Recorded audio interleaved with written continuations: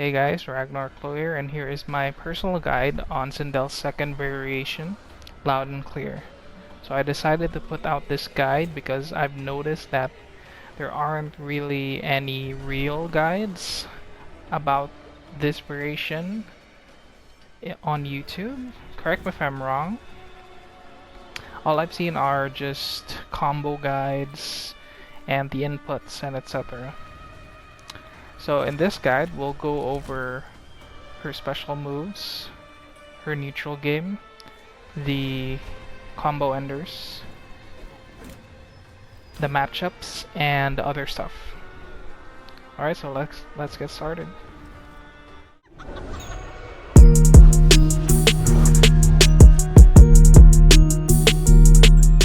Alright, so the first move is Maleficent March, so this guy over here. So it is a high, and when you amplify it, it becomes a mid, right? And the good thing about this move is look at how far they get pushed back. Like, it's a guaranteed corner. And there's actually unique properties to this move. So like, let's say alright, he's blocking, right? So, alright, so I'll do this. You actually can be plus if you see the block advantage right there, +4. So if you meaty with the regular version, yeah, the timing is kind of strict, but like it's doable. So see there, +3. Now it isn't consistent, but if you can get the right timing, I didn't do it right there. It's actually +3, and you can do whatever you want. The safest option after that is just back 2, spaced out back 2. Hold on. Like that. Alright, so what else do we have with this move? So this move has actual mind games to it. Now you can cancel that into anything.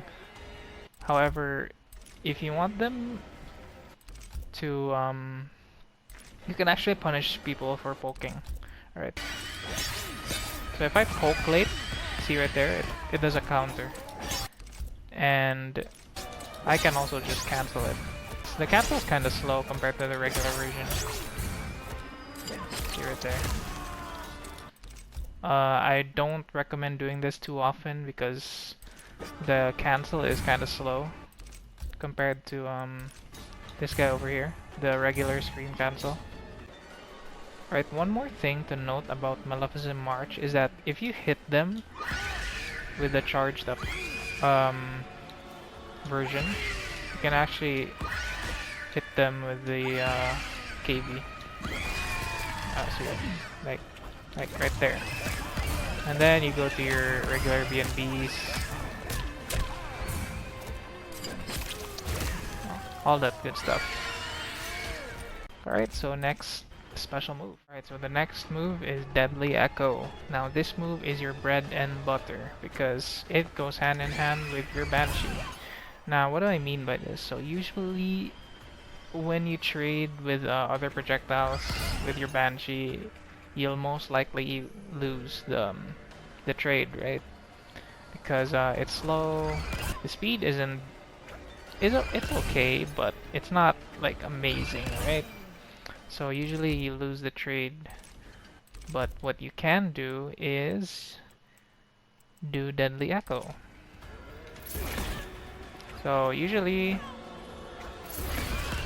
the trade goes like that. Usually the trade isn't that in your favor, right? But what you can do is use Deadly Echo. You could go over projectiles.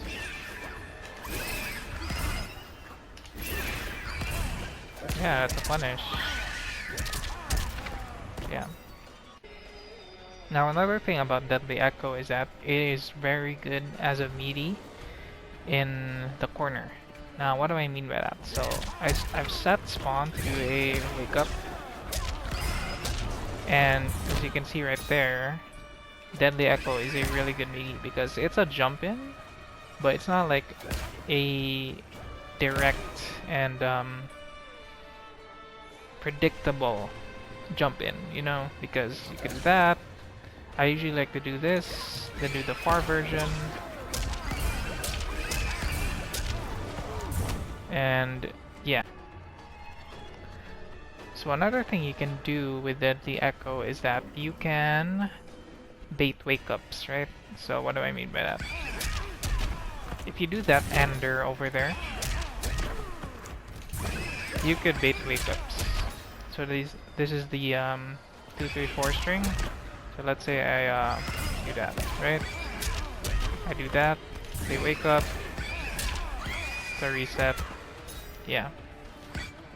So let me just show that one more time.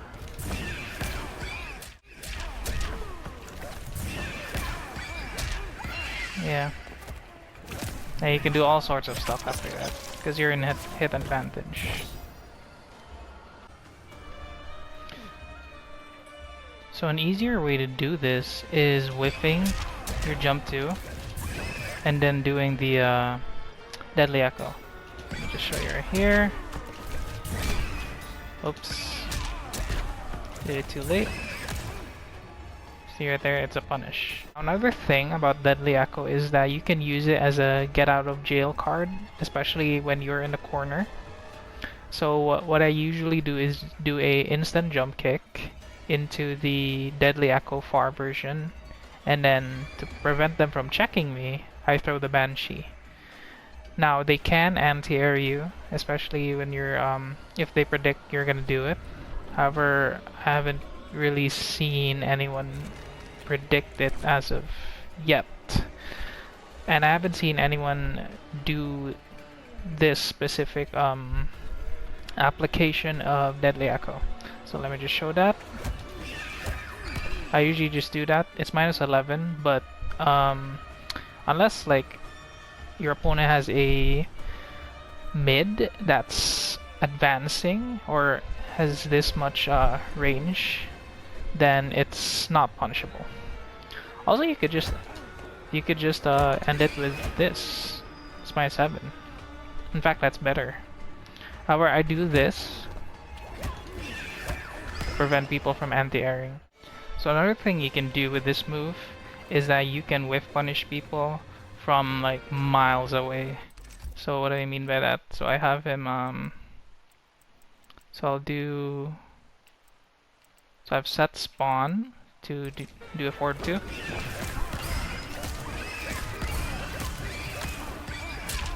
And you can whiff punish people from miles away. Like, if you don't get clipped, that is, then yeah, that's a free punish. This move is also great with Banshee, especially when baiting out wake-up jumps. So what I recently found is you can vortex people by doing that specific sequence. Then you throw the Banshee, and you're stuck in a vortex. Now if they jump, let me just record him doing a wake up jump. I'll set him to do said wake up jump. Yeah, you could vortex people with deadly echo and Banshee, and that's like 40%. That's actually not bad.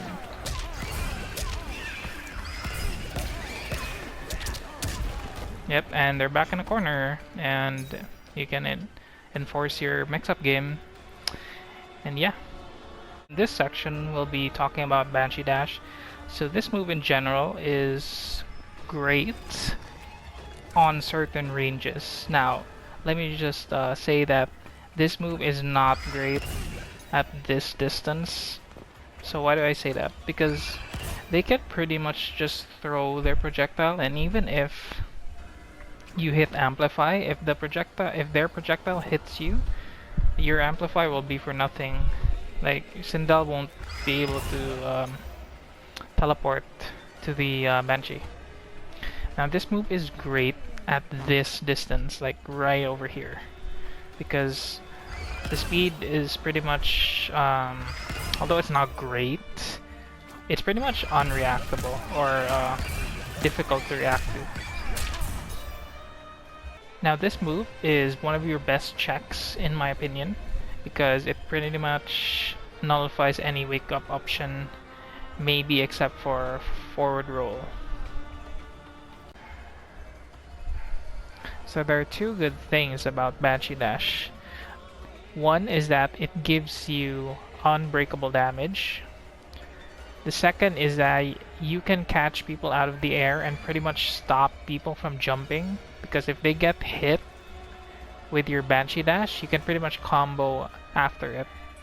So if your opponent likes to wake up with jumps or wake up with buttons, your Banshee Dash will pretty much destroy any of those options.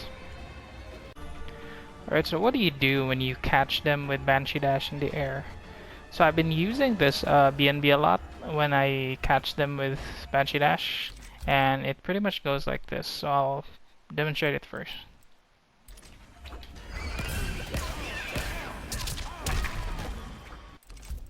So that right there, the combo is Banshee Dash into Jump 1 into far version of Deadly Echo, and after you do Deadly Echo, do another Jump 1 into forward 4.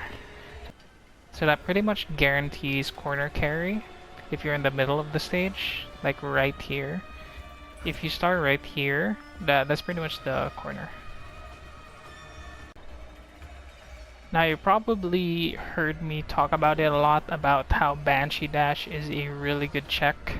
So what do I mean by that? So let me just set spawn to do a custom getup, right? So what he'll do on wake up is he's gonna do wake up buttons. So I can do this right. Your Banshee Dash will pretty much nullify anything other than a block or a duck.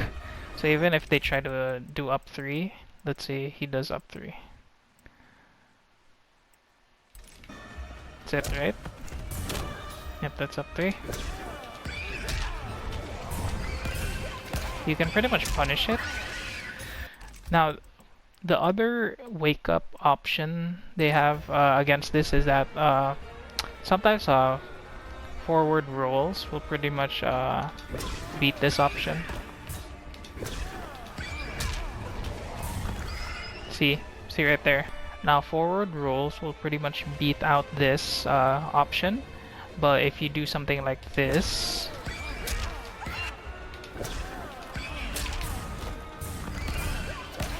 it'll still beat them out. So you gotta switch how you wanna check people with Banshee Dash. Sometimes you can do this guy, or sometimes you can do Scream Cancel. Now, in my opinion, Scream Cancel is better, but if you don't want to spend bar, then this is fine. However, forward rolls will pretty much beat your Banshee Dash meaty. Right, so there are ways where you can set up your Banshee Dash, especially in the neutral. One thing I like to do is do forward 4 into short hop into the Banshee Dash. Now, that's not your only option. You could also do this jump forward or jump back into Banshee Dash. However, it's best you do it instantly, like that. Because if you delay it, especially if you jump back, they'll pretty much see the Banshee coming and they can just duck it or block it. Right, so another way you can set up Banshee Dash is doing it as a meaty. So let me just demonstrate that. So let's say I back to him, then I instantly do jump back Banshee Dash. Another thing you can do is just something simple like this, or something simple like this. You jump back, then if they try to do an advancing move, you throw your Banshee Dash, and then pretty much you combo from there.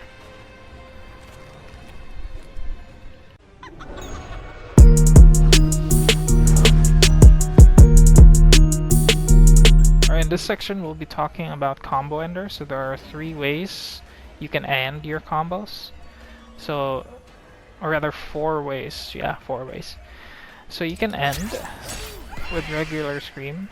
I recommend just doing regular scream because like it's really not worth it to burn your meter burn scream. The only situation where it's sorta acceptable to do EX scream is like this distance over here. Oh, sorry, like that.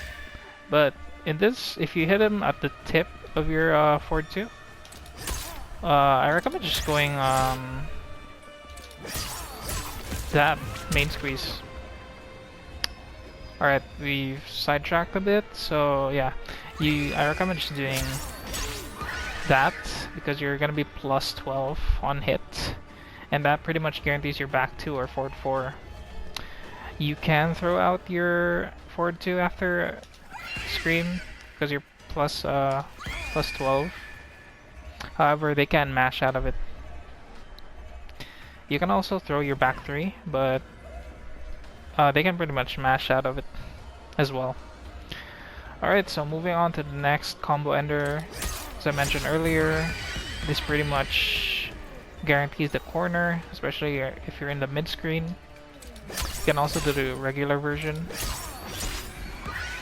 It doesn't guarantee the corner, and it leaves you full screen, so you're gonna be susceptible to zoning. But yeah, it's also a viable option.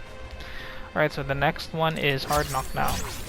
Now, hard knockdowns,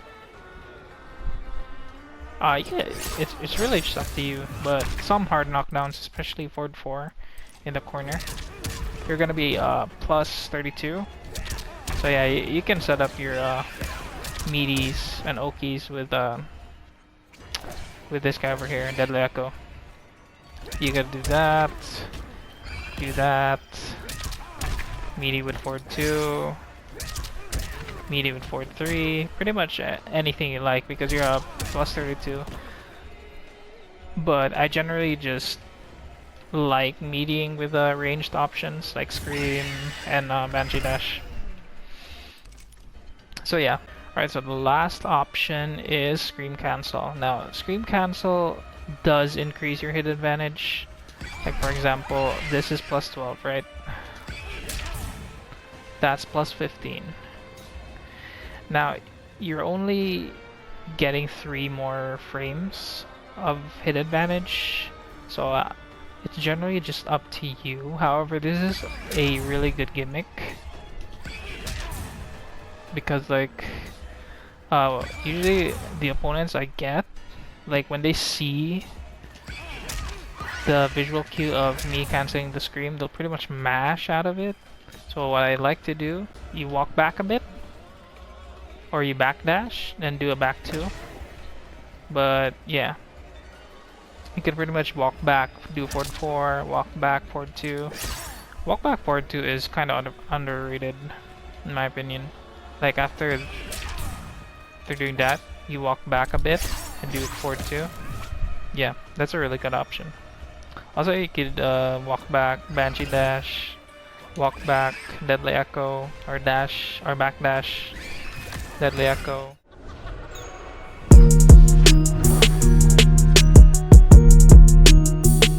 Alright, let's talk about Sindel's neutral game real quick, especially in this variation. So generally speaking, you want to be at this distance. So this is a distance where you can throw your Banshee, your EX Scream, your forward 2, your forward 4, all that good stuff, right? Now, your general game plan is to pretty much either score a knockdown and meaty with your ranged options. By ranged options, I mean EX Scream and Banshee Dash. Or you pretty much go on all out offense and induce pressure with Deadly Echo and Banshee Dash. Although Banshee Dash isn't really a pressure tool, it's more of a check. So either way, both playstyles are pretty much acceptable, and it's pretty much up to you. However, I want to point out that some matchups, they pretty much nullify this move over here, like Rain's Geyser Palm, like, or Baraka's Spikes. They can pretty much nullify Deadly Echo. Like, they see it coming, and they'll just throw you out of it. So yeah, that's one thing you keep in mind. And if you're getting zoned really hard, I recommend just going the base Sindel style of gameplay. Like, it's boring, but the same old forward 4 pressure, and pretty much controlling this space over here. Now, if you can't really throw out your Banshee because their projectiles will beat yours, I recommend just doing a short hop Banshee, like at this distance, especially when you score a knockdown. Like something like that. You throw that. So try limiting your Banshee use if you're getting zoned, because this by default, this move's not that great. Like, especially at this distance and you're trying to trade, it's not gonna work out. You really have to just go over the projectiles or hang around at this distance where you can throw your buttons.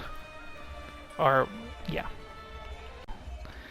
So when you're up against pressure characters like Liu Kang, I recommend just spacing yourself out with tools like Fort 4, of course, 112, or even this move over here, or back 2. Although Liu Kang can punish back 2. So yeah, because like I said earlier, you want to hang out at this distance.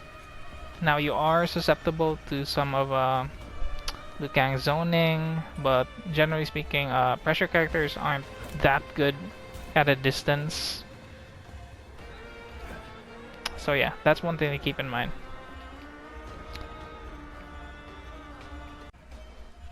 Now when you're in a good matchup, like I'd say a good matchup for Sindel is Terminator, because all of Sindel's moves space Terminator out.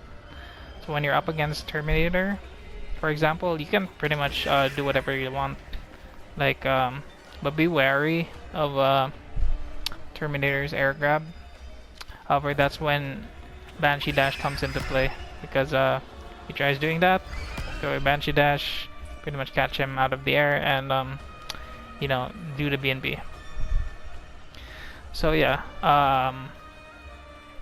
when you're up against good matchups, you can pretty much do whatever you like with your move set. So you could do stuff like this, because all of your moves space them out, and they're not really good at a distance. So yeah, but when you're up against bad matchups, I'd say bad matchups are like Cetrion, or characters that zone you out. Characters like Jax, like with his heated arms, or Shang. Yeah, especially Shang. Shang pretty much destroys Sindel in this variation. So on those matchups, you gotta play really you really just can't throw out your stuff at them. Like, you can't throw out your Banshee over here versus Shang, because he'll pretty much corpse drop you or fireball you. So yeah, you really gotta work your way in, right? And the general game plan against those characters is to keep them in a corner, because that's where Sindel pretty much shines, right? Like at this distance over here. So at this distance, you pretty much have to keep them there with Banshee, with Deadly Echo pressure, with Fort 4, and yeah, all the stuff I mentioned earlier. Alright, so I want to include this small part over here. I'm going to be talking about Oki and your best options for Oki. So what do I mean by that? So in general, your Scream is one of the best Okis because especially if you have a custom variation and you don't have um, this high Scream and you have the mid version, then yeah, they have to respect that. That's usually one way to set up the Scream. Also another Oki you could do is do that. You could also do a down one, although it's harder. And if you have Fatal Blow and you do this, yeah, that's like 38% or something. Another thing you can do, as I mentioned earlier, is this right here. Your Banshee is a very good Oki tool. Even if you like end it with this, then you jump forward. Now it's not the greatest at that distance, as I mentioned earlier, but it's one thing to keep in mind. Another great Oki is your forward 4. You could also do something like this, forward 4. Now up 3s or up 2s can beat that. So generally what I like to do on Oki in this variation is with ranged options such as Scream or Banshee Dash. If you want them in a corner, you could also Oki with this. However, I don't really do this because I haven't really registered it in my muscle memory. But yeah, so yeah, those are the Oki options you have.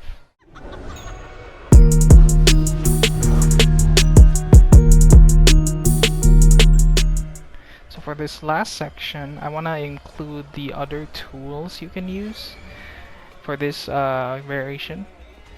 So one thing I really like about Sindel's toolkit is her standing 4.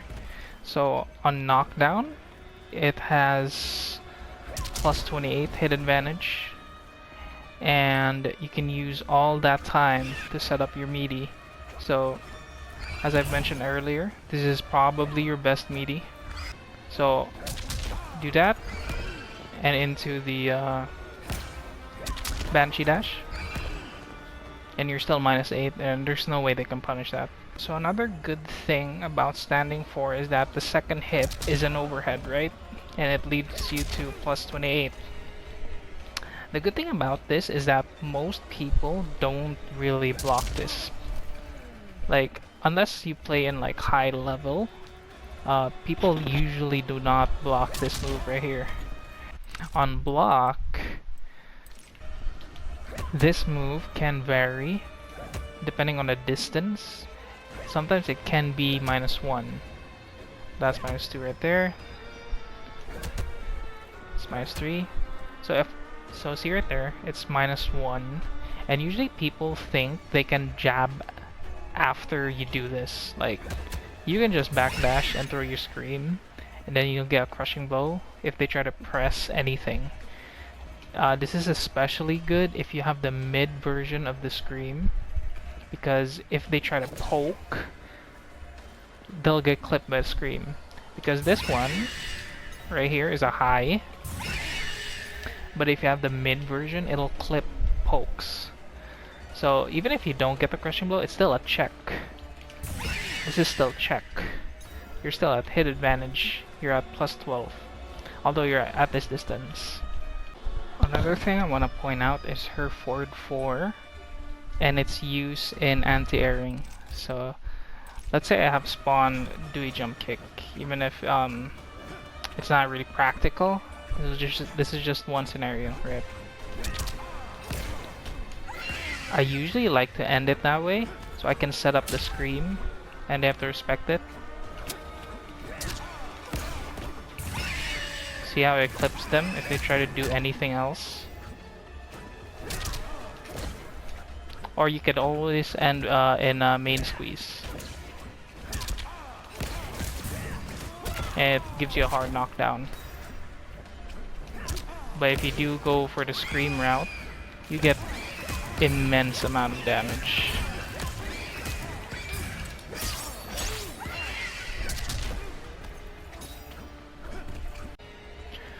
Alright, so the last thing I want to point out is have fun with this character. This character takes a while to learn. I kind of learned this variation because it reminded me of Blue Beetle from Injustice 2. But like, if this character suits your playstyle and you enjoy her, then go for it. Like, I know this character is notorious for being sort of brain dead, but like, if I'm telling you that just enjoy whatever character you want, and if this is your character, then I'm glad for you. Because this character, although she has like some weaknesses, like it's not like I don't really care about those as long as I'm having fun. Because this character is a lot of fun when you get the hang of her. Like you can pretty much dictate the game once you get a hit. Like her spacing game is really good. Her check is really good. Her offense is really good. Her mobility is really good. Her pressure with screen cancel is really good. So yeah, take time to learn this character, especially this move right here and this move right here. Take time to learn the inputs, have them down by muscle memory. So yeah, enjoy playing Lao and Klear Sindel, guys. So I guess that's my guide. If you guys have any questions, let me know. Yeah, I'm free for DMs on Twitter, and so yeah, see you guys.